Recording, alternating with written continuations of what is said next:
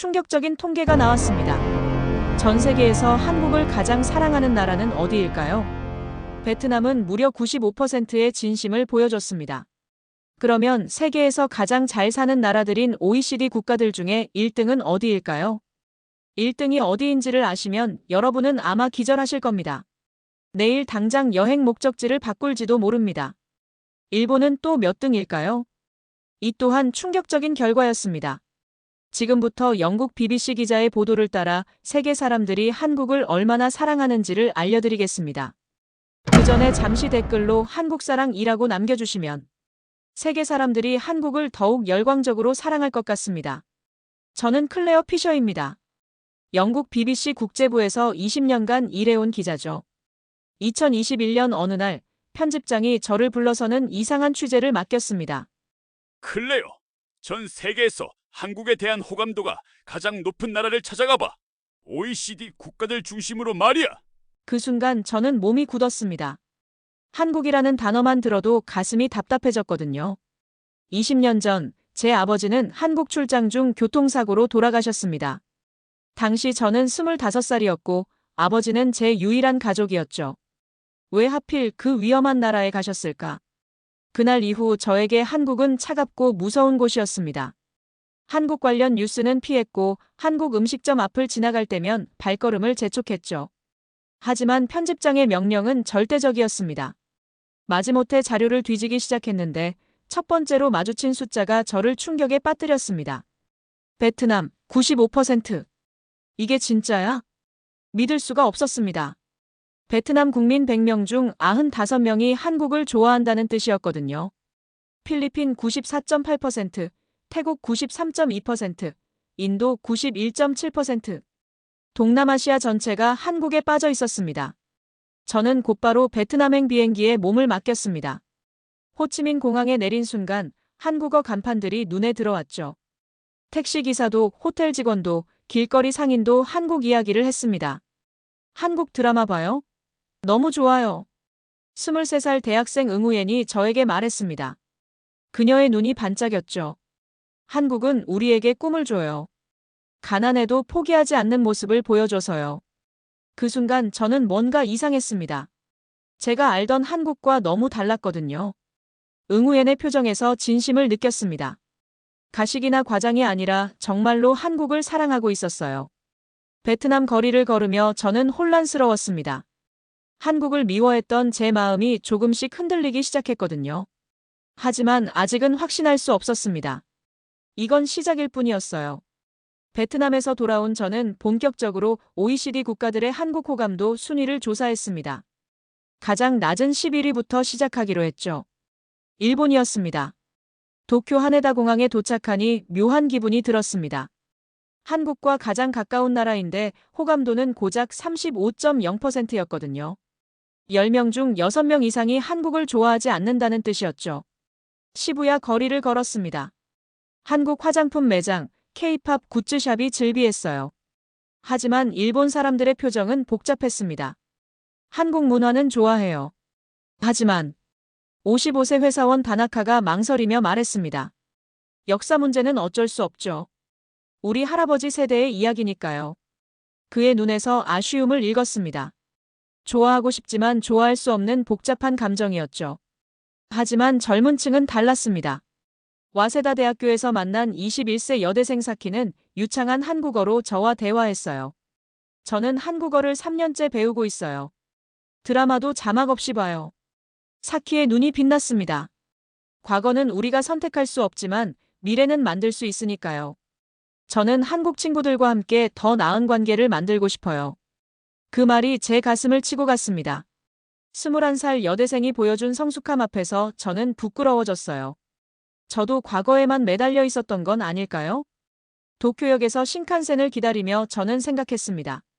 일본조차 젊은 층은 한국을 사랑하고 있었어요. 그렇다면 다른 나라들은 어떨까요? 점점 궁금해졌습니다. 그날 밤 호텔에서 저는 아버지 사진을 바라봤습니다. 20년 전 그날의 분노가 조금씩 옅어지고 있었어요. 하지만 아직 용서할 준비는 안 됐었죠. 마드리드 바라하스 공항에 내렸을 때 저는 놀라웠습니다. 출국장 면세점에 한국 화장품 코너가 따로 마련되어 있었거든요. 스페인의 한국 호감도는 71.0%였습니다. 일본보다 2배 이상 높은 수치였죠. 대체 무엇이 이렇게 만들었을까요? 마드리드 시내로 향하는 택시 안에서 기사 호세가 저에게 말했습니다. 한국 드라마 알아요? 아내가 매일 봐요. 저도 덩달아 보게 됐는데 정말 재미있어요.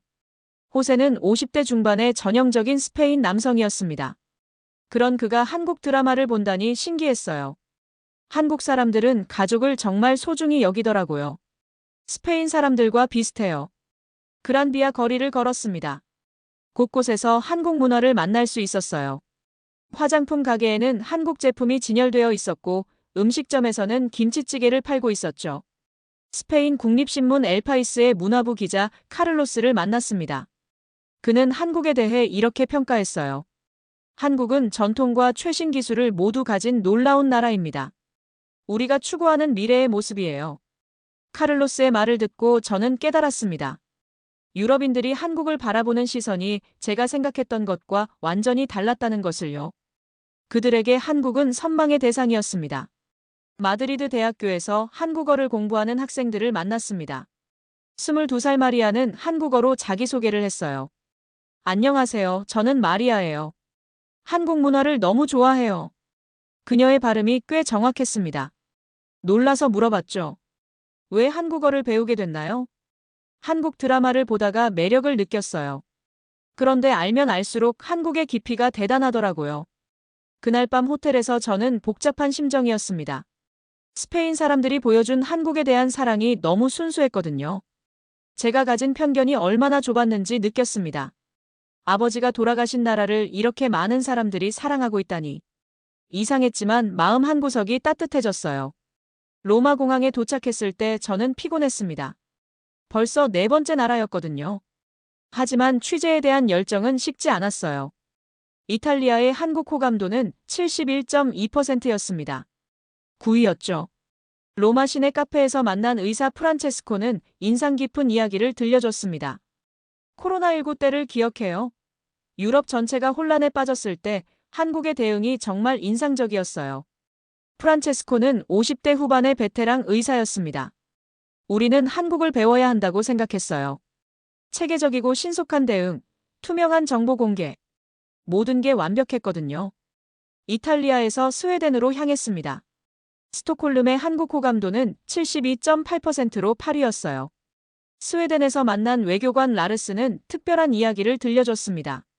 스웨덴은 정전위원회 중립국 감시위원단으로 70년간 한국과 함께해왔어요. 우리는 한국의 성장을 지켜본 유일한 서구 국가죠. 라르스의 눈에 자부심이 서려 있었습니다. 한국의 기적을 가장 가까이서 본 나라가 바로 스웨덴이에요. 그래서 더 특별해요. 마지막으로 독일 베를린에 도착했습니다. 독일의 한국 호감도는 73.8%로 7위였어요. 베를린 장벽 기념관 앞에서 만난 역사학자 하인츠 교수는 감동적인 말을 했습니다. 독일과 한국은 분단의 아픔을 함께 겪었어요. 우리는 통일을 이뤘지만 한국은 아직이죠. 하인츠 교수는 70대 노인이었습니다. 그의 목소리에 깊은 동질감이 묻어났어요. 그래서 한국을 보면 마음이 아파요. 우리가 겪었던 고통을 아직도 겪고 있으니까요. 베를린의 한 카페에서 만난 30대 청년 마르쿠스는 이렇게 말했습니다. 삼성, LG, 현대. 이제 독일 사람들에게 한국은 기술 강국이에요. 우리가 존경하는 나라죠. 독일에서의 마지막 밤, 저는 호텔 창문으로 베를린의 야경을 바라봤습니다. 분단의 상처를 극복한 이 도시에서 한국에 대한 깊은 연민과 존경을 느꼈어요. 제 마음도 조금씩 열리고 있었습니다. 런던 히드로 공항에 도착했을 때 저는 복잡한 심정이었습니다. 제 조국이자 고향인 영국의 한국 호감도는 75.6%로 6위였거든요. BBC 본사로 향하는 택시 안에서 저는 생각했습니다. 제가 20년간 일해온 이곳에서 한국은 어떻게 평가받고 있을까요? 편집국에서 동료 기자 데이비드를 만났습니다. 그는 아시아 담당 특파원이었어요. 클레어, 한국 취재 어때? 재미있지? 데이비드가 웃으며 물었습니다. 저는 솔직하게 답했어요. 생각했던 것과 달라서 당황스러워요. 당연하지. 한국은 정말 놀라운 나라야. 데이비드는 진지한 표정을 지었습니다. 민주주의, 경제 발전, 문화 확산. 모든 면에서 성숙한 모습을 보여주고 있어. BBC에서 한국을 동아시아의 오아시스라고 표현한 적도 있거든. 그의 말에 저는 놀랐습니다. 제 회사에서 한국을 그렇게 평가하고 있다니요. 런던 시내 한인타운을 걸었습니다. 뉴몰든이라는 곳이었어요. 거리에 한국 음식점들이 즐비했죠. 한국 마트에서 쇼핑하는 영국 사람들도 보였어요. 한국 음식점에서 일하는 아주머니와 이야기를 나눴습니다. 김 씨는 60대 후반이었어요. 영국 사람들이 한국 음식을 정말 좋아해요. 김치, 불고기, 비빔밥까지. 이제는 일상이 됐어요. 김 씨의 얼굴에 자부심이 서려 있었습니다. 처음엔 이상하게 보더니 이제는 단골이 됐어요. 고마운 일이죠. 그날 저녁 제 아파트로 돌아왔습니다. 서재에는 아버지 사진이 놓여 있었어요. 20년 전 그날의 기억이 떠올랐습니다. 아버지, 한국이 이렇게 많은 사람들에게 사랑받는 나라였다는 걸 아셨나요? 사진 속 아버지는 여전히 미소를 짓고 계셨습니다. 그 미소가 예전과 달리 느껴졌어요. 차갑지 않고 따뜻했습니다. 그날 밤 저는 처음으로 한국 드라마를 봤습니다. 넷플릭스에서 찾아본 거였어요. 처음엔 궁금해서 시작했는데 어느새 빠져들고 있었습니다. 등장인물들의 감정이 진짜 같았어요. 가족을 위해 희생하는 모습, 사랑하는 사람을 지키려는 마음. 그 모든 게 제 마음을 흔들었습니다. 이래서 전 세계가 한국을 좋아하는구나. 혼잣말을 중얼거렸습니다. 하지만 아직 완전히 마음을 열 순 없었어요. 더 많은 이야기를 들어야 했습니다. 뉴욕 JFK 공항에 도착했을 때 저는 기대감에 부풀어 있었습니다. 미국의 한국 호감도는 76.4%로 5위였거든요. 세계 최강국이 한국을 어떻게 보고 있는지 궁금했어요. 맨해튼 한복판을 걸으며 저는 놀랐습니다. 타임스 스퀘어 전광판에 삼성과 LG 광고가 나오고 있었거든요. 한국문화원 앞에는 K-팝 팬들이 줄을 서 있었어요. 국무부에서 일하는 외교관 마이크를 만났습니다. 그는 한미관계 전문가였어요. 한국은 미국에게 특별한 나라예요. 혈맹이라는 표현을 쓰죠. 마이클의 목소리에 확신이 담겨 있었습니다.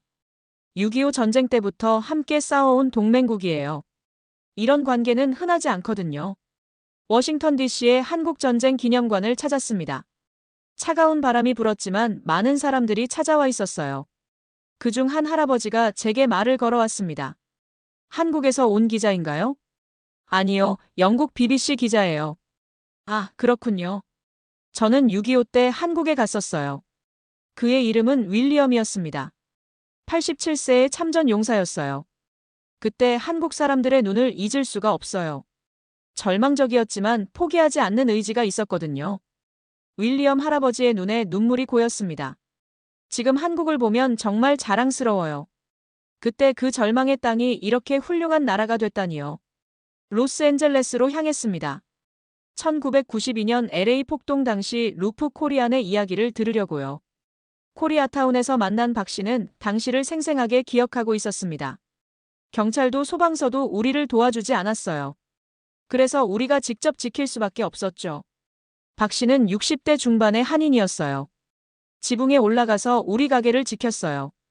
무서웠지만 포기할 수 없었거든요. 그의 이야기를 들으며 저는 감동했습니다. 극한 상황에서 보여준 한인들의 용기가 미국인들에게 깊은 인상을 남겼다는 걸 알았어요. 보수적인 미국 언론에서는 루프 코리안을 용기와 책임감의 상징으로 평가하고 있었습니다. 자신의 것을 지키기 위해 싸우는 모습이 미국인들의 가치관과 맞아떨어진 거였죠. 피로 맺어진 우정은 쉽게 무너지지 않는다. 누군가 제게 한 말이 귓가에 맴돌았습니다. 한국과 미국의 관계가 단순한 동맹이 아니라는 걸 깨달았어요. 시드니 공항에 도착했을 때 저는 이미 7번째 나라를 밟고 있었습니다. 호주의 한국 호감도는 77.0%로 4위였어요. 시드니 하버브리지를 바라보며 저는 생각했습니다. 이 아름다운 나라가 한국을 어떻게 바라보고 있을까요? 호주 외무부에서 일하는 관료 존을 만났습니다. 그는 아시아 태평양 담당이었어요. 호주에게 한국은 매우 중요한 파트너예요. 6.25 전쟁 참전국이기도 하고요. 존의 말에 진정성이 느껴졌습니다. 최근에는 중국 견제를 위한 전략적 파트너로서의 역할이 더 커지고 있어요.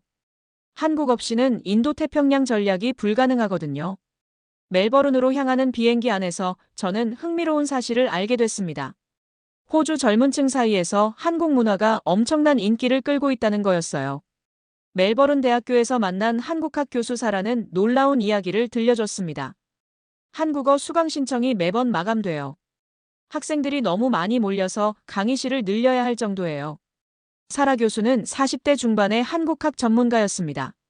K-팝, K-드라마로 시작했지만 이제는 한국 사회와 문화 전반에 관심을 갖고 있어요. 정말 놀라운 변화죠. 호주에서 프랑스 파리로 향했습니다. 프랑스의 한국 호감도는 77.8%로 3위였어요. 샤를드 골 공항에서 파리 시내로 향하는 아리알 기차 안에서 저는 기대에 부풀어 있었습니다. 예술의 나라 프랑스가 한국을 어떻게 평가하고 있을까요? 루브르 박물관 근처 카페에서 만난 미술평론가 피에르는 인상적인 말을 했습니다. 한국은 미국도 유럽도 아니에요. 그 자체로 독립된 감각이 있죠. 피에르는 50대 후반의 베테랑 평론가였습니다. 한국 영화, 한국 음악, 한국 미술. 모든 것에 독특한 색깔이 있어요. 서구적이지도 않고 전통적이지도 않은 제3의 감성이랄까요? 소르본 대학교에서 한국어를 가르치는 마리 교수를 만났습니다. 프랑스 학생들이 한국 문화에 열광하는 이유는 진정성 때문이에요. 마리 교수의 설명이 흥미로웠습니다. 미국 대중문화는 너무 상업적이고 유럽 문화는 너무 엘리트적이에요. 하지만 한국 문화는 대중적이면서도 깊이가 있거든요. 몽마르트 언덕에서 파리 전경을 바라보며 저는 깨달았습니다. 한국이 단순한 아시아 국가가 아니라 세계가 주목하는 문화 플랫폼이라는 것을요. 파리의 마지막 밤, 생강을 걸으며 저는 생각했습니다. 아버지가 출장 갔던 그 한국이 이렇게 많은 사람들에게 영감을 주는 나라였다니요. 멕시코시티 공항에 내렸을 때 저는 이미 9번째 나라를 밟고 있었습니다. 멕시코의 한국 호감도는 86.0%로 2위였어요. OECD 최상위권이었죠. 소칼로 광장 주변을 걸으며 저는 놀랐습니다. 한국 드라마 포스터가 곳곳에 붙어 있었거든요. 멕시코 사람들이 한국 문화에 이렇게 열광하고 있다니요. 테피토 시장에서 만난 상인 마리아는 40대 중반의 멕시코 여성이었습니다.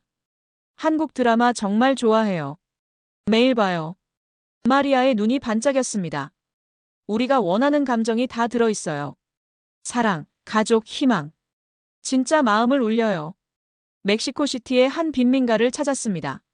그곳에서 만난 사람들의 이야기는 충격적이었어요. 한국 드라마를 보면 마음이 평화로워져요. 55세 주부 카르멘이 말했습니다. 여기는 매일 위험해요. 폭력과 범죄가 일상이죠. 하지만 한국 드라마를 보는 2시간만큼은 다른 세상에 있는 기분이에요. 그녀의 말에 가슴이 아팠습니다. 한국 콘텐츠가 이들에게 심리적 피난처가 되고 있다는 걸 알았어요. 드디어 마지막 나라였습니다. 터키. 이스탄불 아타튀르크 공항에 도착했을 때 저는 떨리고 있었습니다. 터키의 한국 호감도는 92.2%였거든요. OECD 1위였어요. 보스포러스 해협을 바라보며 저는 생각했습니다. 왜 터키가 1위일까요? 답은 곧 찾을 수 있었습니다. 6.25 전쟁 때 터키는 세 번째로 많은 병력을 한국에 파견한 나라였어요. 1만 5천 명의 터키군이 한국 땅에서 피를 흘렸습니다. 아소스에서 만난 90세 참전용사 메흐메트 할아버지는 떨리는 목소리로 말했습니다. 우리는 형제를 도우러 간 거였어요. 한국 사람들이 고통받고 있는데 가만히 있을 수 없었죠. 메흐메트 할아버지의 주름진 손을 잡았을 때 저는 울음을 참을 수 없었습니다. 우리는 한국을 잊지 않아요. 한국은 우리 가슴에 있어요. 그의 말에 저는 완전히 무너졌습니다. 20년간 쌓아 올린 벽이 한순간에 무너져 내렸어요. 터키의 젊은 층도 한국을 사랑하고 있었습니다. 이스탄불 대학교에서 한국어를 배우는 학생들을 만났어요. 한국은 우리 할아버지들이 목숨을 바쳐 지킨 나라예요. 그래서 더 특별해요. 22세 대학생 아이샤가 말했습니다. 한국의 성공이 우리의 자랑이에요. 할아버지들의 희생이 헛되지 않았다는 증거니까요. 터키에서의 마지막 밤, 호텔에서 저는 오래도록 잠들지 못했습니다.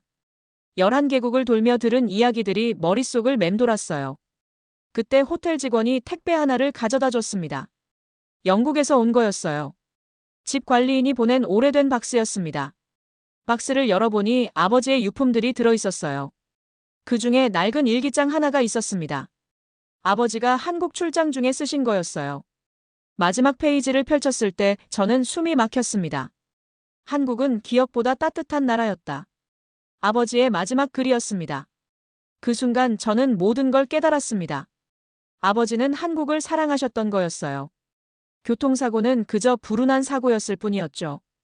터키 호텔방에서 저는 한없이 울었습니다. 20년간의 오해와 편견이 눈물과 함께 흘러내렸어요. 11개국을 돌며 저는 깨달았습니다. 전 세계가 한국을 사랑하는 이유를 말이에요. 베트남에서 만난 희망, 일본에서 본 화해의 의지, 스페인에서 느낀 동질감, 이탈리아와 스웨덴과 독일에서 확인한 신뢰, 영국에서 재발견한 자부심, 미국에서 배운 연대의 의미, 호주와 프랑스에서 확인한 문화적 감동, 멕시코에서 본 위로의 힘, 그리고 터키에서 만난 형제의. 한국은 정말 따뜻한 나라였습니다. 아버지 말씀이 맞았어요. 이제 저도 자신있게 말할 수 있습니다. 나는 한국을 사랑합니다. 여러분은 어떻게 생각하시나요? 전 세계가 한국을 사랑하는 이유가 무엇일까요? 댓글로 여러분의 생각을 들려주세요. 그리고 이 영상이 도움이 되셨다면 좋아요 버튼도 눌러주시고 구독과 알림 설정으로 더 많은 이야기를 함께해요. 다음에는 어떤 나라의 이야기를 들려드릴까요? 여러분의 의견을 기다리고 있겠습니다. 오늘도 시청해주셔서 감사합니다.